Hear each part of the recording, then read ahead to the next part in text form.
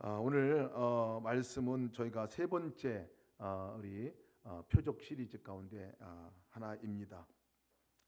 요즘에 참 이 코로나 바이러스로 인해 가지고 아주 떠들썩합니다. 그리고 많은 세미나나 또 많은 또 교회 모임조차도 갖지 않는, 그리고 사람을 만나도 악수를 신통찮게 시원하게 할 수 없는, 이렇게 하기도 하고 여기 하트 표시하기도 하고 이렇게 하기도 하고 거리를 두고 제가 이렇게 만나야 되는 그런 시절을 보내고 있습니다.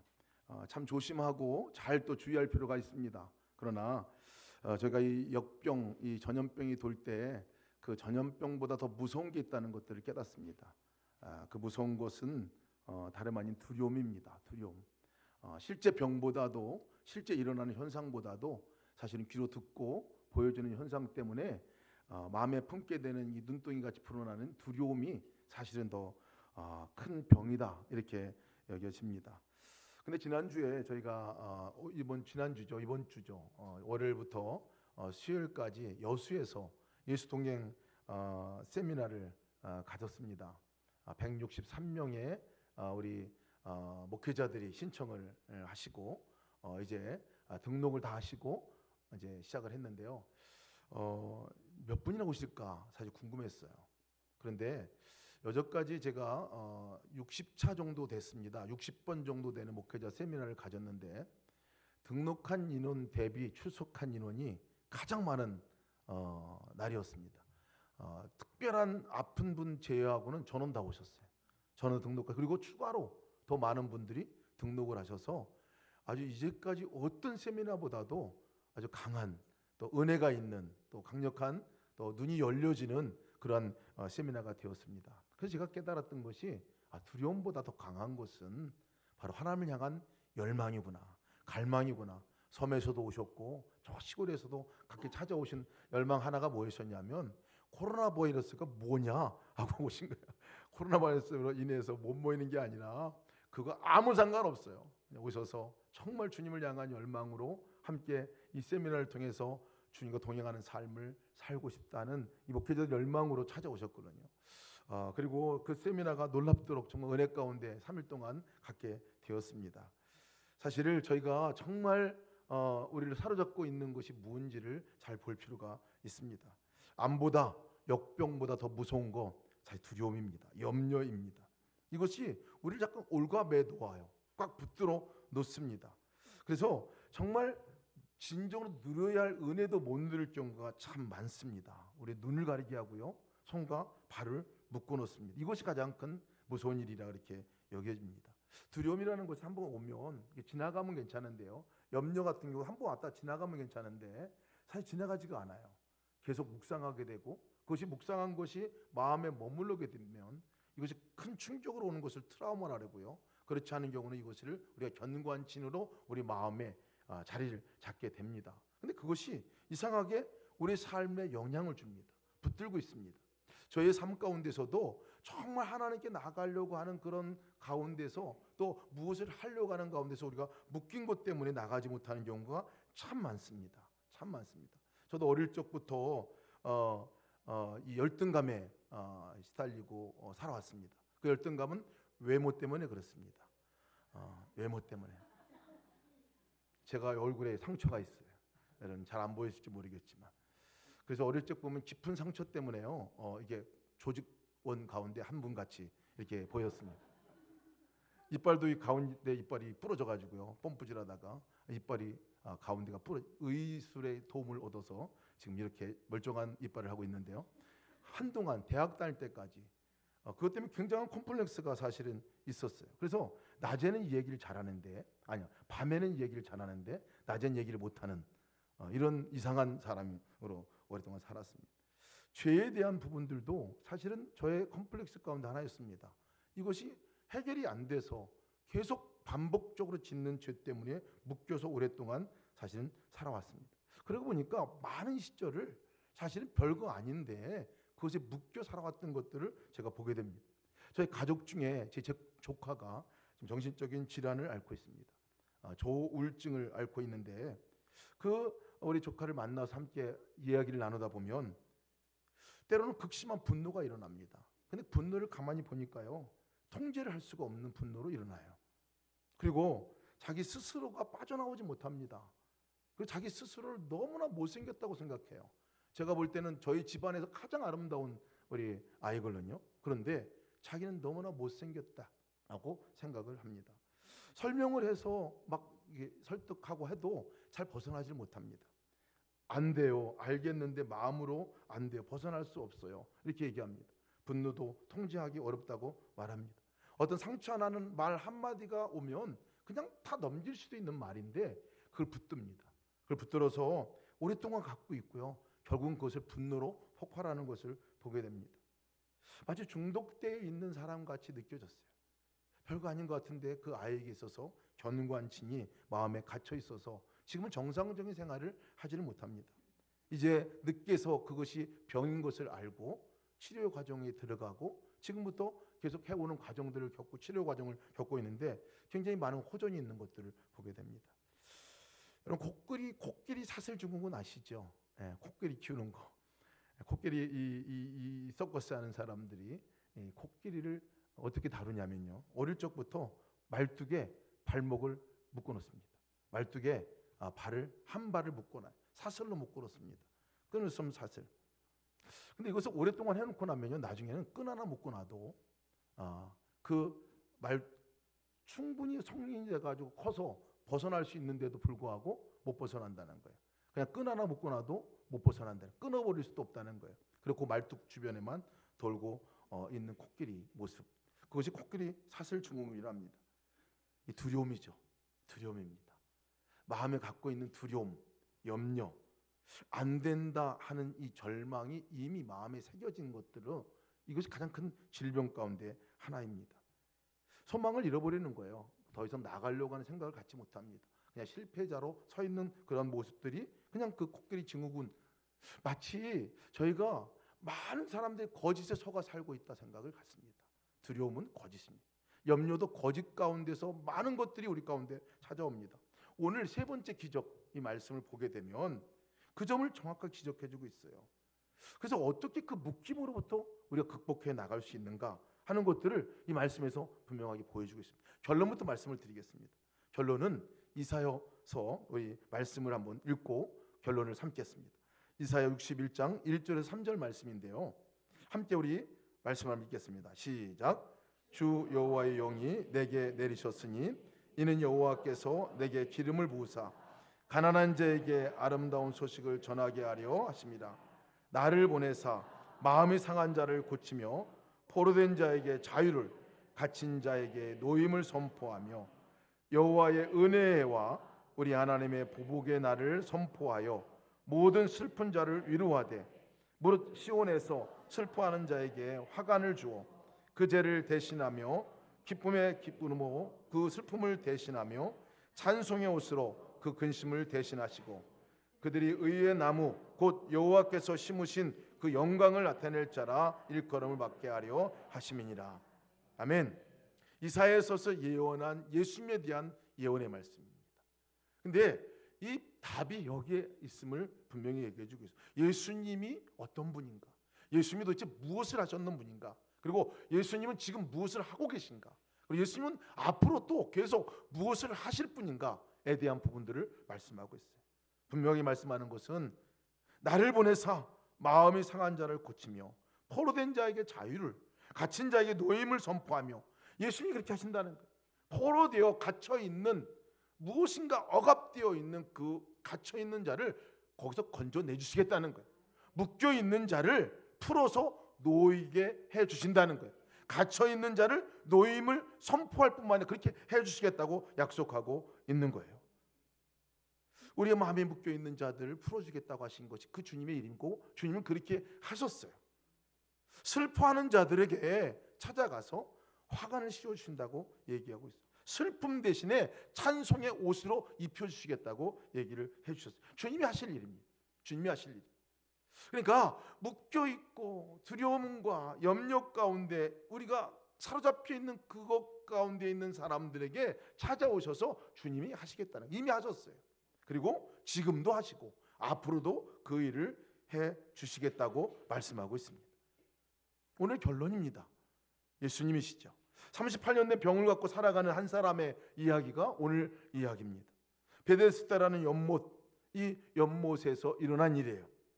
천사가 내려와가지고 물을 휙 쥐면 그때에 물이 질 때에 병든 사람이 어떤 병이 걸렸든지 먼저 들어간 사람이 낫게 되는 이런 전설과 또 그것을 경험하는 장소가 이 베데스다 연못이었어요. 그 눈먼 사람도 거기 많이 있었고요. 또 다리 저는 사람도 많이 있었고 혈기 마른 사람들도 많이 모여 있었다. 성경은 얘기하고 있어요. 그 물의 움직임을 기다리고 있는 거예요. 물이 움직이면 재빨리 누가 들어가면 그 사람 고침받는다는 곳입니다. 근데 이 곳에 한번 제가 가봤어요. 성주설에 그때 가보니까요, 엄청 크더라고요. 꽤 큰 이 건물을 갖고 있는 곳이었는데 온천이 나오는 곳입니다. 온천이 나오는 곳. 그래서 온천이 이렇게 뽀글뽀글 올라오면 그때 이제 들어가는 거예요. 그것이 신앙적인 것과 함께 연관되어져서 그것이 베데스다 연못이 그렇게 병든 자들이 엄청나게 많이 모여 있는 자리가 되었어요. 근데 베데스다 못은요, 자비의 집이다 이렇게 불리기도 하고 뿌글뿌글하는 집이다 이렇게 부르기도 합니다. 온천이 이렇게 올라오니까. 근데 사실은 자비의 집이 아닌 거예요. 가만히 따지고 보니까요, 한 사람에게 있어서는 먼저 간 사람에게 자비의 집일지 모르지만 사실 철저히 여기는 경쟁이 일어나는 치열한 장소인 것을 사실을 알게 돼요. 그렇잖아요. 많은 병자가 있는데 뿌글뿌글해가지고 올라오는 건 좋은데 모든 사람이 치유받으면 좋겠는데 한 사람만 치유받는 장소. 38년 된 병자가 무슨 병인지는 잘 모르겠어요. 눈먼 사람인지 다리 저는 사람인지 혈기 마른 사람인지. 그러나 죽을 병은 아닌 것 같아요. 38년 동안 산 거 보니까요. 그러나 이 병이 정상적인 생활을 하지 못하게 하는 병이었으면 틀림없습니다. 이 병든 자가 거기 와서, 그리고 또 한 가지는 다른 사람보다 먼저 갈 만한 능력이 안 되는 사람인 것이 틀림없습니다. 결국은 오랫동안 거기에 있었던 거예요. 38년 된 병자라고 말한 것은 38년 동안 거기 있었다라고 얘기한 건지 잘 모르겠어요. 그러나 오랫동안 병든 것들을 앓고 있었고 오랫동안 문제가 해결되지 않는 아주 대표적인 사람의 모습으로 거기에 있는 것.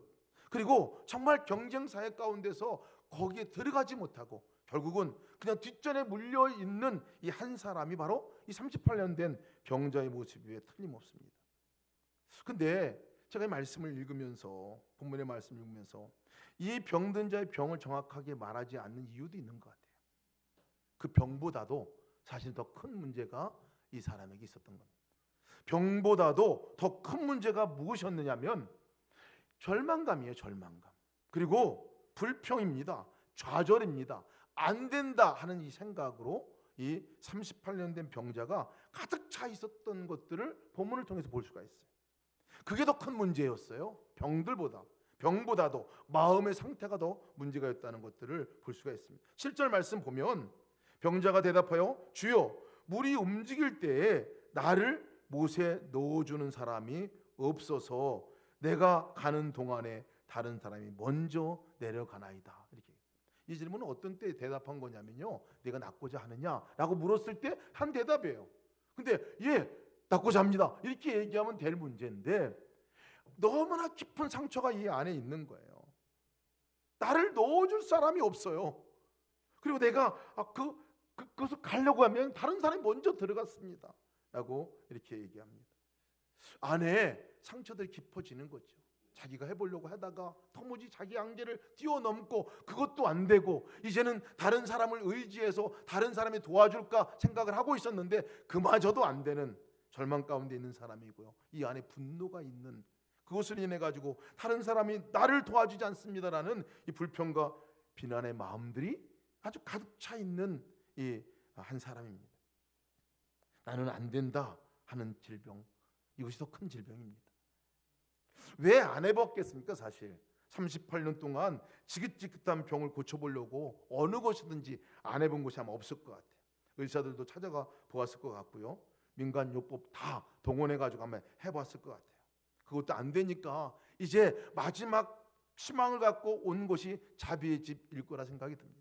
근데 그곳에 왔는데도, 베데스다에 왔는데도 오히려 그것이 자기의 상처의 집이 되어 버렸습니다. 경쟁하는 사람들이 치열하고 다른 사람이 먼저 들어가고 오히려 다른 사람이 고침받는 것들만 보고 지내야 하는 이 마음이 어땠을까 생각해보면 다른 사람은 잘 되는 것 같은데 나는 전혀 왜 이렇게 안 되지 하는 그 마음, 도움을 요청하지만 도움 줄 아무 사람도 없는 이 사람의 마음이 얼마나 절박했을까 하는 생각도 사실 같습니다. 더 이상 들어갈 힘도 남아있지 않고 또 더 이상 들어가 볼 그 마음도 사실 생기지 않을 때가 아닐까 생각합니다. 그러니까 낫고자 하느냐라고 얘기할 때 그냥 낫고 싶습니다. 나를 좀 데려가 주시 이거 얘기도 못하고 있는 그런 상황에 있는 이 38년 된 병자입니다. 제가 이 말씀을 묵상하다가 주님께서 기도의 자리로 저를 이끌어 주셨어요. 질병뿐만 아니라 이 무서운 질병 가운데 이런 마음 상태에 있는 사람들이 너무나 많다는 것들을 알려주셨어요. 우리 성도들 안에 또 주변 안에 너무나 이 마음 상태로 살아가고 있는 사람이 많다. 안 된다. 나는 안 된다. 변하지 않는 성품 때문에, 변하지 않는 습관 때문에 나는 안 돼 라고 생각하고 있는, 그래서 절망하고 있는 사람이 너무나 많다. 오랫동안 기도해도 해결되지 않는 어려운 문제로 절망하고 포기 직전에 있는 사람들이, 아니 포기한 사람들이 너무나 많다. 그런 모습들을 보여주셨어요. 변하지 않는 관계의 문제, 정말 노력하고 애쓰는데도 불구하고 골이 깊어져가는 가족관계의 문제, 이렇게 안 되나? 이것이 끝인가? 여기서 끝나는 건가? 하고 그렇게 생각하고 절망하고 있는 성도들이 있다는 것들을 생각나게 하셨어요. 보이지 않는 진로의 문제, 직장 안에서의 갈등의 문제, 열릴 것 같은데 열리지 않고 여전히 닫혀 있어서 도무지 이제 포기하고 싶은 상태에 놓여 있는 그 상태, 벗어날 수 없는 죄, 이 반복되는 죄 때문에 정말 고민하고 있는 그 갈등하고 있는 성도, 이런 것들을 놓고 기도를 하는데요, 너무 간절한 마음들이 들더라고요. 주님 어떻게 합니까? 거기서 스스로의 힘으로 거기서 나올 수 없습니다. 다른 도와줄 사람도 없습니다. 건져내 주십시오. 이 기도만 나왔어요. 사슬을 끊어버리고 그것으로부터 건져내 주시기를 기도합니다. 포로되어 있는 것 같이, 묶여있는 상황, 갇혀있는 사람과 같이 도무지 어떻게 할 수 없는 그 상황에 깨트려버리고 건져내 주십시오 하고 이렇게 그냥 그 기도밖에 나오질 않았어요. 새벽에 나와서 기도를 하는데 통곡의 눈물을 하나님께 주셨어요. 근데 그것이 주님의 마음이라 여겨졌습니다. 주님의 마음이라 여겨졌어요. 그러면서 말씀을 묵상하면서 말씀 속에 주셨던 것이 뭐냐면 정말 번쩍 뜨이는 말씀이 있어요. 6절 말씀입니다. 6절 말씀이 뭐였냐면 병이 벌써 오래되신 줄 아시고 이르시되 내가 낫고자 하느냐. 병이 오래된 줄을 아시고 라는 이 말씀이 확 마음에 왔어요. 그렇지, 주님이 아시지. 38년 된 병자의 그 병든 모습들도 아시지. 38년 된 병자의 그 절망, 그 소망 없음도 주님께서 아시지. 38년 된 병자가 축제에도 불구하고 그때가 명절이고 절기에 다른 사람 다 축제하고 있는데 그 외진 곳에 와가지고 그 고침받는 마음 하나 왔는데도 불구하고 안 되고 있는 그 절망 가운데 포기하고 싶은 마음 주님이 아시지. 그러면서 주님께서 주셨던 마음이, 그래, 주님께서 그 아신다고 하는 이 말씀은 그 병자에게만 된다는 게 아니라 지금 우리에게도 동일한 마음입니다.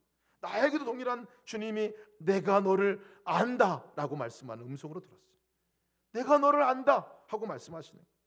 내 절망을 내가 안다. 도와줄 사람 아무것도 없지만 그래서 안 됩니다 라고 얘기하고 있는 너의 그 마음 내가 안다. 도무지 극복할 수 없는 그 죄 가운데서 절망하고 있는 너 내가 안다. 변해보려고 발버둥 치지만 변하지 않는 모습 때문에 절망하고 있는 그 모습 내가 안다. 해결되지 않는 그 문제 때문에 갈등하고 원망하고 때로는 정말 간밤을 지새며 기도하고 있는 그 노심초사하는 너의 마음 내가 안다. 변화되지 않는 남편과 아내, 자식과 부모, 그것을 위해서 마음 졸이고 가슴 아파하고 애쓰고 힘쓰고 있는 거 너 안다. 안 되나 보다. 이제는 내려놓고 싶었던 그 마음 내가 안다 하고 주님께서 말씀하시는 음성을 들었어요. 극복하기 어려운 직장의 삶 내가 안다. 치료되지 않는 질병, 또 치료됐다 하더라도 또 재발될 거라는 그 염려 때문에 절망하고 있는 그 마음 내가 안다. 여러분, 치유의 역사는 여기로부터 시작되는 것을 믿으시기 바랍니다. 주님이 아시는 것으로부터 시작이 됐어요. 30년 된 병자가 그것으로부터 건진받은 것은 주님이 아시는 것으로부터 시작하셨어요. 그 놀라운 것은요, 주님이 아시고 끝나면은 아무것도 아니에요. 아무런 역사도 일어나지 않습니다. 아시는 주님이, 놀라운 것은 그 베데스다 연못을 찾아가셨다는 거예요. 베데스다 연못을 찾아가셨다는 거예요. 사실 주님은 우리를 찾아오시는 분입니다. 주님이 우리를 찾아오지 않으셨다면 우리는 아무 소망이 없어요. 그냥 절망 가운데 끝나야 하는 것이 맞습니다. 근데 아시는 주님이 베데스다의 그 연못 가운데, 그 외진 곳 가운데 혼자 홀로 외로워하고 있는 그곳으로 찾아가셨다는 거예요. 찾아가셨다는 거예요.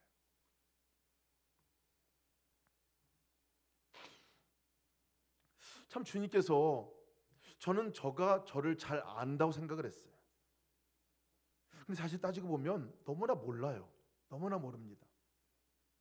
그래서 제가 좋아하는 말 가운데 하나가, 주님은 나보다 나를 더 잘 아십니다 라고 얘기를. 근데 그것이 잘 이해가 잘 안 됐습니다. 여러분, 주님이 여러분보다 여러분 더 잘 아실까요?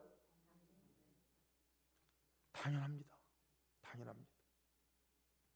저희는 현재 보는 상황만을 보고 다 안다고 말합니다. 현재 그냥 일어나고 있는 현상만 보고 다 안다라고 얘기합니다. 근데 사실은 일어나는 현상만 보고는 도무지 알 길이 없습니다. 그것이 왜 일어났는지를 때로는 모를 때가 너무나 많아요. 제가 뇌경색이 왔을 때 한의원을 갔습니다. 갔을 때 거기는 선생님이 하시는 말씀이 너무 가슴 깊이 남았어요. 그래서 저에게 뭐라고 묻느냐면, 목사님 역치를 아십니까? 이렇게 얘기해요. 무슨 도를 아십니까? 이렇게 하는 같이 역치를 아십니까? 이게 역치가 뭡니까? 했더니 역치라는 것은 우리 안에 병이 생기는데 이 병이 하루아침에 이렇게 탁 나타나는 게 아니라는 거예요. 이 병이 이 안에서 병의 그 근원이, 우리 송민호 지사님 잘 아실 것 같아요. 우리 한의사 우리 송민호 씨, 역치라는 말 송민호 씨 어디 계신가요? 예. 예. 하여튼간에 이게 밑에서부터 이게 쭉 병이 자란다는 거예요. 누구나 다 그런 것이 요소가 있다는 거예요. 근데 이게 쭉 자라다가요, 이게 이렇게 여기를 뚝 뚫고 올라온답니다. 이렇게 올라오는 게 병이라는 거예요. 올라오는 게 병이라는 게요. 현상으로 나타나는 그 순간이 병이라는 거예요. 그래서 요 병만 치료하면 안 되고 그 근본의 뿌리부터 치료를 해야 합니다 라고 얘기를 하는 거예요. 제가 일리가 있다고 생각해서 치료 방법을 아예 그 방법으로 택해서 치료를 받은 적이 있습니다. 눈에 보이지 않는 게 진짜 사실은 원인입니다. 눈에 보이지 않는 게 진짜인 것이 너무나 많습니다. 우리는 잘 몰라요. 잘 모릅니다. 하나님께서 지금 행하시고 일하시고 계셔도요, 우리는 그 일이 어디까지 진행됐는지 잘 모릅니다. 근데 주님은 아십니다. 아신다고 하는 말은 단순하게 그냥 너 내가 알아, 너 아픈 거 알아, 이거 끝나는 게 아니라는 거예요. 아신다고 하는 말은 이미 주님께서 일하고 계시다는 것을 말씀하고 있습니다. 우리보다 더 잘 아시는 주님께서, 내가 잘 알지 못하지만 보지 못하고 있지만 주님은 일을 하고 계시다는 사실을 말씀하고 있는 것입니다. 문제를 해결하신다는 거예요. 주님은 문제를 해결하십니다. 그 38년 된 병자에게도 뭐라고 말씀하시냐면, 내가 낫고자 하느냐 물어봤어요. 내가 낫고자 하느냐라고 물어봤어요. 여러분들 갖고 있는 문제나 여러분 두려움이나 염려나 여러분 붙들고 있는 그것으로부터 낫고자 하십니까? 똑같이 물어보실 거예요. 낫고자 하십니까? 그때 예수님께서 그 병자의 대답을 듣고, 병자의 대답이 신통한 대답은 아니었습니다. 그런데 그 행간을 주님이 아시죠. 아십니다. 누군가가 나를 데려다 줘야 돼, 내가 뭐 데려다 줄 사람이 없습니다 라고 불평하는 불평이지만, 그걸 들으시고 예수님께 그 다음 얘기를 하십니다. 뭐라고 얘기하시냐면 8절 말씀입니다. 예수께서 이르시되 일어나 내 자리를 들고 가라. 내 자리를 들고 걸어가라. 치료 방법이 뭡니까, 여러분? 치료 방법은 주님께서 이제 너 그 자리 들고 일어나 가 라고 얘기를 하신 거예요. 그럼 주님께서는 생명이십니다. 주님이 만남이고 주님을 만날 때 생명을 얻게 됩니다. 그 말은 죽었던 곳에서 살아나는 역사를 경험하게 된다는 말입니다. 갇혔던 사람은 만나게 되면 그 갇힌 곳으로부터 노임화된다는 말입니다. 마음의 슬픔 가운데 있는 자가 주님 만나게 되면 기쁨의 화관을 씌워준다는 것은 기쁨으로 바뀌어진다는 것을 말합니다. 그렇죠, 여러분? 주님이 하시는 일입니다. 내 자리를 들고 일어나라 라고 말씀하고 있어요. 어떻게 우리가 이것으로부터 건진받을 수 있느냐? 어떻게 우리가 두려움과 염려나 우리의 질병으로부터, 우리의 삶에 그 묶여있는 것으로부터 벗어날 수 있느냐? 여러분, 우리 한계가 있습니다. 우리가 할 수 있는 것은 한계가 있어요. 내가 할 수 있는 영역이 한계가 있어요. 그 이상 벗어나면 우리 손듭니다. 내 자리를 들고 걸어가라는 거예요. 주님이 하시는 말씀. 생명의 주님과 함께 만나는 그 순간에 여러분, 바뀌어지는 역사가 일어나는 것을 믿으시기 바랍니다. 그 순간이에요. 그 순간. 저는 육신적으로도 여러 번 치료를 많이 경험했습니다. 충농증도 있었고요. 성대가 망가져서 말을 하지 못하는 기간을 꽤 오랫동안 보낸 적도 있습니다. 다 치유해 주셨어요. 뇌경색이 오기 전에 인도네시아에서 몇 번 기절한 적도 있습니다. 무슨 원인인지도 모르겠어요. 댕기열로 2번 심하게 앓게 되기도 했습니다. 3번째 앓으면 죽는다 그러더라고요. 아주 엄청난 댕기열이 저에게 2번 앓게 되는 경험도 했었습니다. 다 치유가 됐어요. 하나님 치료해 주셨어요. 근데 이런 치유보다 더 저의 안에 오랫동안 고질적으로 갖고 있었던 질병은 뭐였냐면, 육신의 질병보다 더 큰 것이 저희 안에 있는 열등감이었습니다. 아까도 말씀드렸지만 그 열등감이 저를 자유하지 못하게 하고 있었어요. 그리고 하나님의 사랑이라고 말하면서도 하나님이 믿어지지 않는, 어느 정도까지 믿어지는데 믿어지지 않는 것들을 제가 보게 되는 이 불신의 모습들을 꽤 오랫동안 갖고 있었습니다. 근데 이것이 언제 그것을 자유하게 됐느냐 돌이켜보면 그냥 답은 다 한 가지더라고요. 주님과 인격적인 만남이 되어지고 나서 제 외모가, 여러분, 저 어렸을 때는 심각했습니다. 눈도 제가 갈색이에요. 잘 보면 갈색입니다. 쌍꺼풀도 짙게 졌습니다. 머리도 시뻘갰어요. 옛날에 어렸을 때 영양실조 걸린 사람들은 시뻘갰다 그러더라고요. 시뻘갰어요. 제 어렸을 때 별명이 미국 놈이었습니다. 저는 그래서 저 동네 사람 저를 보면 주소온 사람, 미국 놈 이렇게 불렀어요. 저의 정체성의 혼란이 항상 있었습니다. 그때는 그것이 열등감이고 그것이 굉장히 저를 오랫동안 붙들고 있었던 그것이었는데, 선교지 나가보니까 주님 만나고 나니까요 깨달아졌던 게 뭐냐면, 이게 선교형 얼굴이더라고요. 선교형 얼굴이에요. 인도네시아 보니까, 인도네시아에 있는 종족 가운데 한 종족, 바닥 종족이라고, 에스더 전사님이 바닥 종족입니다. 바닥 종족.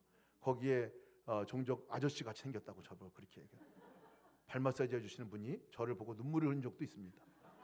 왜냐하면 돌아가신 아버지하고 닮았다고 그러셨어요. 너무 놀라워요. 제가 어디를 가더라도, 터키를 가거나 어디 외국 가면 자기네 나라 사람인 줄 아는 사람도 있어요. 말만 안 하고 가만히 있으면 그런 줄 알고 있어요. 나중 보니까요 이게 선조형 얼굴이더라고요. 근데 제가 그 전에 이 외모나 어떤 이 안에 있는 컴플렉스나 이런 것으로부터 그렇게 극복이 안 되더라고요. 근데 이상한 것은 그냥 주님을 만나고 예수님이 내 안에 오셔서 내가 너로 인해서 기쁨을 이기지 못하여 한다. 넌 내 아들이다. 너 종이 아니다. 넌 내 존귀한 아들이야 라고 말한 그 얘기 듣고 나서부터요 제가 완전히 바뀌어졌어요. 놀라운 치유입니다. 놀라운 치유예요. 마음의 질병이에요. 그것으로 치유가 일어나는 것은 주님과 함께하는 순간 외에는 없다는 것을 깨닫게 됩니다. 여러분, 우리의 성품이 잘 안 바뀌어요. 성품이 안 바뀌어요. 많은 분들이 세미나 하고 나면 고민하고 있는 것들이 있습니다. 세미나를 하고 나면 막 주님 이제 끝나고 나면 내가 사랑만 하며 살아야 되겠다 이렇게 막 결심하고 막 그래요. 그럼 제가 결심을 너무 세게 하지 말라고 그럽니다. 결심 세게 한다고 되는 문제가 아니에요. 그렇잖아요, 여러분. 내가 사랑만 하며 살고 싶다. 왜냐면 사랑 단원을 강의하고 나면 그런 현상들이 일어나요. 막 결단하는 현상들이. 근데 여러분, 결단한다고 우리가 되나요? 우리는 여기에 계속 절망감을 갖고 있어요. 이것이 계속 나는 안 되나 보다라는 것 가운데 하나가 사랑 영역인 것 같아요. 사랑하려고 막 하는데 사랑이 잘 안 돼요. 예를 들면 여러분, 사랑하려고 화를 내지 말아야지 이렇게 하고 결심을 합니다. 그래서 이제 화를 한번 내요. 애들이, 우리 성질을 뒤집어 놓은 사람들은 다 멀지 않아요. 가족 가운데 하나 있습니다. 가장 가까운 사람이 뒤집어 놓거든요. 그럼 한번 뒤집어 놓을 때는 말씀을 듣고 결단한 사람들은요, 결심합니다. 참아야지. 결심해요. 참아요. 한 번은 참아요. 두 번째 또 옵니다. 열이 더 세게 받아요. 그러나 또 참습니다. 왜? 결단한 게 있기 때문에. 늘어나요. 근데 세 번째 오면 세 번째에서 폭발하는 사람도 있고, 네 번째 폭발하는 사람도 있고, 다섯째 언젠가 폭발이 반드시 하더라고. 근데 세 번째, 네 번째 돼서 폭발하면요, 이 사람 상대방은 반 죽어요. 차라리 한 번 그냥 약하게 폭발하면 되는데 반 죽어요. 그리고 나면요, 절망감이 더 심해요. 결심 안 할 때는 차라리 그냥 그런갑다고 지내는데 결심하고 또 결심했는데 안 돼. 여러분, 우리 힘으로다가 사랑이 되나요? 사랑의 영역도 안 돼요. 우리 힘으로 죄가 극복이 되나요? 안 됩니다. 죄가 극복이 안 돼요. 하나 조그만 거 하나도 그냥 무너져 버려요. 보는 문제 그냥 무너져 버려요. 말하는 문제 그냥 무너져 버린다니까요. 너무나 쉽게 무너지는 것들을 보고 또 절망해요. 나는 안 되는구나. 이제 나 이것에서 벗어날 수 없나 보다. 이 절망을 하는데, 여러분, 그 순간이 우리가 주님을 바라봐야 하는 순간이라는 거예요. 그 순간에 우리가 이 38년째 병자에게 내가 낫고자 하느냐, 이 음성을 들어야 합니다. 그 순간이 되면 내가 낫고자 하느냐, 주의 음성을 들어야 합니다. 그때 주님을 바라보고 주님 어떻게 합니까? 라고 물어보면요, 여러분 해보셔서 알겠지만 내려갑니다. 적어도 그 순간에 주님의 임재가 분명하면 분명할수록 내려갑니다. 그 폭발할 것이 폭발이 안 된다니까요. 그럼 자기도 놀래요. 이 시점 되면 폭발해야 되는데 안 폭발한다. 제가 그런 사람과 함께 살고 있습니다. 그런 사람과 함께 살고 있어요. 김선혜 사모님과 함께 살고 있어요. 제가. 김선혜 사모님도 김승혜 목사라는 사람과 살고 있어요. 이전에 엄청 폭발했던 사람, 아내도 엄청 폭발했던 사람인데 안 되는 게 되는 거는요, 주님 외에는 없습니다. 38년 된 이 병자가 주님 만난 거 외에는 다른 어떤 방법이 없었어요. 그렇잖아요, 여러분. 우리의 그 삶 가운데서 어떻게 그것을 극복해낼 수 있겠어요? 안 됩니다. 안 돼요. 아무리 잘해도요, 한계가 있어요. 내 능력의 한계를 뛰어넘을 수 없습니다. 그것은 우리의 그냥 정해져 있는 거예요. 근데 그 뛰어넘을 수 있는 것은요, 주님이십니다. 주님 만나서 주님이 내가 낫고자 하느냐? 예, 낫고자 합니다. 그럼 내 자리를 들고 일어나라, 가라 하면 가면 되는 거예요. 그 순종의 자리에 나가면 되는 거예요. 이것이 우리에게 소망입니다. 우리에게 소망이에요. 근데 여러분, 우리 스스로는 할 수 있습니다. 근데 문제는 뭐냐면, 이 다른 사람에게 적용해 보려면 안 되는 거예요. 나는 주님 바라보면 된다 치지만 다른 사람들은, 그래서 어떤 분이 오래 살았던 이 분이 부부관계 얘기를 할 때 세자로 남편의 이름을 대보라 이렇게 했더니 두자. 그때 뭐라고 그러는지 아세요? 왼수 이렇게 했다 그랬잖아요. 왼수. 내자로 해봐. 내자라고 그래. 평생 왼수 이렇게 했다고 그래. 안 바뀐다는 거예요. 안 바뀐다고. 우리가 그렇게 살아갑니다. 사실 우리 가정 아내들 오랫동안 기도했는데 절망이 있어요. 남편을 위해서 기도할 때, 아내를 위해서 기도할 때, 믿지 않는 우리 형제들을 위해 기도할 때, 부모님들을 기도할 때 이상하게 견관진이에요. 잘 안 넘어갑니다. 잘 안 벗어집니다. 어떻게 해야 되냐 도대체 이게. 나는 바뀔 수 있어. 나는 주님 앞에 나오면 되는데 그것은 도대체 어떻게 되느냐. 근데 가만히 보니까요, 절망이 있는 것은 뭐냐면요, 내가 뭔가를 하려고 하니까 절망이 되는 거예요. 내가 바꾸려고 하니까 절망이 되는 거예요. 가장 미련한 사람이 누구냐면요, 결혼하고 나서 아내를 바꾸려고 하는 사람, 남편을 바꾸려고 하는 사람. 저 아직까지 여러분 이 양발 뒤집어 놓는 거 안 바뀌더라고요. 저희 아내가 양발 뒤집어 놓지 말라고 그러더라고요, 처음부터. 근데 안 바뀌더라고요. 이게. 사실 말로 우리가 바뀌어졌으면 벌써 주님께서 너 말 잘해라, 잔소리 좀 해라 그럴 텐데 그렇게 얘기 안 하거든요. 안 바뀌어집니다. 전혀 우리의 어떤 내가 뭔가를 하려고 바뀌어지는 게 아니에요. 근데 저도 말로 바뀌어진 게 아니었거든요. 제가 바뀌어진 것은 단 한 가지, 질그릇과 같은 저의 존재인데 저를 찾아와서 주님 만나주신 것으로 인해서 바뀌어졌어요. 동네 어렸을 때 친구들이 저를 만나면 지금도 너무 신기하게 생각합니다. 어떻게 네 같은 애가 목사가 됐느냐. 지금도 이해를 못합니다. 양영 집사님 이해 못하시죠 지금 아직도? 네, 이해를 못해요. 근데 일어났거든요. 나 같은 사람도 질그릇 같은 내 존재, 무엇 하나 바뀔 수 없는 존재 같은 난데도 주님 만나고 나니까 바뀌어졌어요. 그러면요 여러분, 거꾸로 생각하면 우리 가족 가운데서 그분 누가 바꿔주시겠다는 거예요? 우리가 안 돼요. 우리는 도무지 바꿀 수 있는 영역이 안 됩니다. 주님이 바뀌실 거예요. 계속 문을 두드리고 계시다니까요. 계속 문을 두드리고 계시는 거예요. 언제 마지막 한순간에 그 문이 열려지는 순간이 옵니다. 그래서 주님이 하실 일이에요. 주님이 하실 일이에요. 마치 깊은 산 속에 눈덩이 여기 가지들이 막 그냥 눈 내리는 그때 그냥 가지들이 뚝뚝 부러집니다. 근데 그 가지가 부러지는 그 시점이 언제인 줄 아십니까? 마지막 눈방울 한 방울일 때 부러져요. 마지막 눈방울 한 방울 내릴 때 그 그냥 그 힘도 없이 그 무게도 안 나가는 것 같은 마지막 눈방울이 딱 얹어질 때 마지막 부러지거든요. 언제 우리의 가족들이 변화됩니까? 언제 우리가 그토록 오랫동안 기도하고 있는 그 사람이 바뀌어지냐요? 그때에 바뀌어집니다. 그때에 바뀌어요. 근데 여러분 우리가 주의할 사항이 하나 있습니다. 뭐냐면 내가 가지고 있는 자리를 들고 일어나 가라 라고 주님이 말씀하신 것은요, 하나 할 게 있다는 거예요. 자리 들고 일어나 가야 돼요. 당사자가 그것을 해야 됩니다. 근데 우리 가족을 위해서 기도할 때 그 가족을 위해 기도하는 우리가 도대체 무엇을 해야 하느냐라는 겁니다. 내가 뭘 해야 되죠? 기도해야 되죠. 주님 마지막 그 눈방울이 떨어질 때까지 기도를 쉼없이 하는 거예요. 기도를 쉼없이 하는 거예요. 근데 여러분 기도와 함께 하나 더 할 게 있습니다. 주님의 역사는 가족이나 우리 주변의 사람을 변화시킬 때는 주님의 역사는 반드시 사람을 통해서 하신다는 거예요. 사람을 통해서. 마지막 눈방울 하나가 뭔지 아십니까? 그것은 나를 통해서 주님이 하시는 일입니다. 내가 자리를 들고 걸어가야 돼야 할 일이 있습니다. 그게 뭔지 아시냐면 마지막 한 방울이에요. 순종입니다. 순종이에요. 상대방을 향한 순종입니다. 어제 여기서 UGM 우리 정기 모임을 가졌어요. 내가 변화된 것 가운데서 우리 가족을 위해서 아니면 내가 삶 가운데서 하나님과 동행하면서 예수님과 동행하면서 한 가지 변화될 게 뭐가 있을까? 한 가지 내가 주님과 함께 해서 변화시킬 게 뭐가 있을까? 그거 나눠보자 그랬어요. 다양하게 많이 나눴어요. 어떤 분은 집안일을 도와주는 것이 변화될 영역이라고 얘기를 했습니다.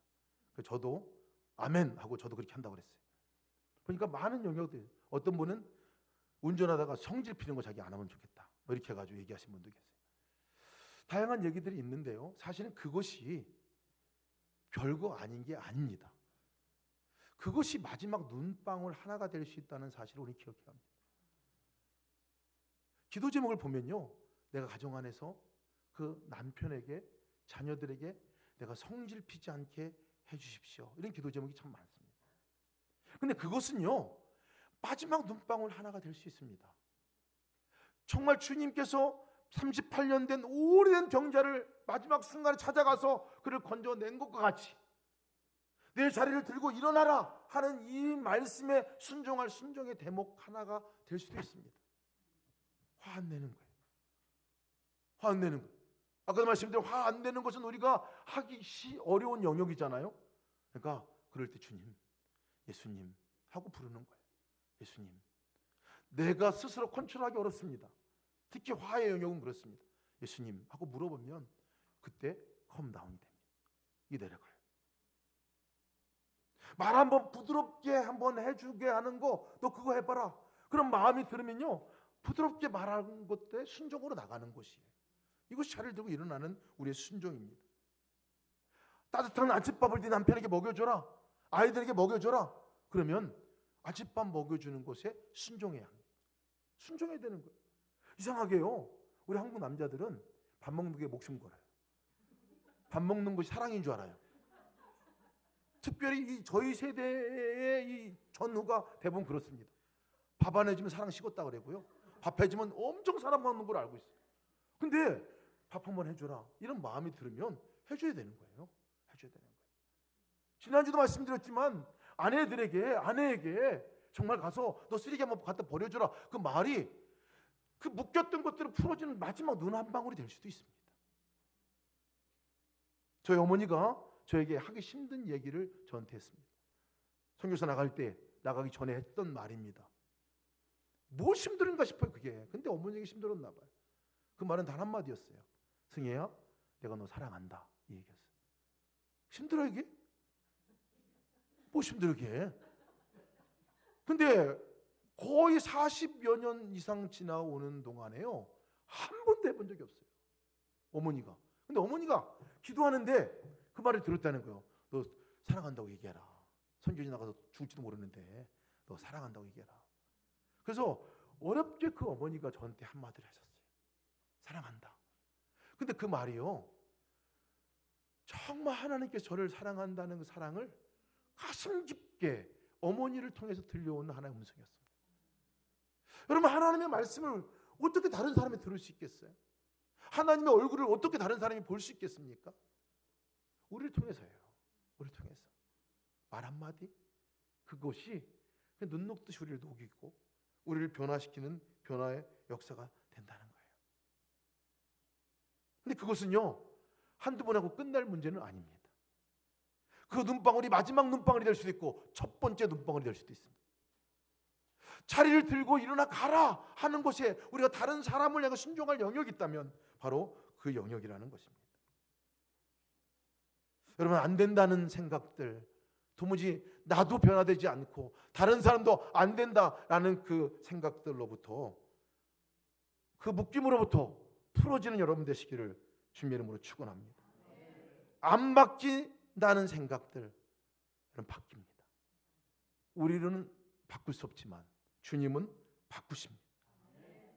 그 주님께서 우리가 주님을 바라보고 주님과 그것을 의뢰하고 우리가 담대함으로 일어설 때요 주님이 함께 가시는 거예요.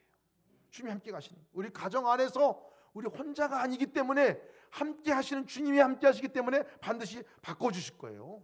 우리 직장 안에서도 내가 혼자가 아니기 때문에 혼자 하는 것이 아니기 때문에 바꿔주실 거예요. 내가 있는 공동체 안에서 바꿔주실 거라는 거예요. 물고 뜯는 치열한 경쟁 사회잖아요. 그러나 아무리 치열해도요 그곳에 주님이 계신 한 나와 함께 그 길을 걷고 있는 한 그것은 반드시 바뀌어지게 될 것입니다. 우리 잊지 마십시오. 혼자가 아닙니다. 혼자 하는 것이 아닙니다. 주님과 함께 가는 일입니다. 코로나 바이러스로 인해서 어려움을 겪고 힘들어하는 많은 분들이 계시지만 그리고 그것의 두려움 가운데 있지만 우리가 주님을 바라보고 주님과 동행하는 그것이 실제가 될 때 그것은 우리가 두려움이 되지 않습니다. 함께 우리 다 같이 일어나셔서 함께 찬양하겠습니다. 우리 찬양하시고 정말 우리가 정말 그 묶인 것으로부터 자유하는 역사를 선포하고 나가고 정말 우리가 일어나 걷는 역사가 있게 하여 주시기를 함께 기도하기 원합니다.